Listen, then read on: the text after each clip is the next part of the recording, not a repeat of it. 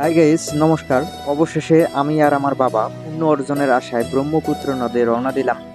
যারা নিজের চোখে এই দৃশ্য দেখেননি তারা যেন একদিন ব্রহ্মপুত্রের তীরে দাঁড়িয়ে এই অলৌকিক পবিত্রতার অনুভব করতে পারেন। জয় মা দুর্গা, জয় ব্রহ্মপুত্র।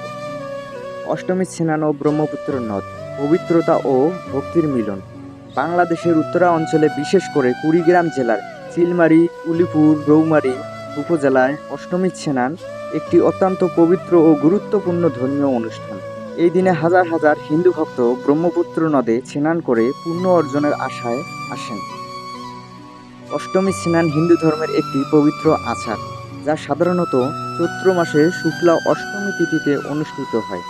এই দিনে ভক্তরা বিশ্বাস করেন ব্রহ্মপুত্র নদে স্নান করিলে পাপ মোচন হয় এবং আধ্যাত্মিক শান্তি লাভ হয়। এটি দেবী দুর্গার এক রূপ, গৌরী বা অষ্টাভুজার প্রতি ভক্তির নিবেদন অংশ। ভোর থেকে সারাদিন স্নান চলে।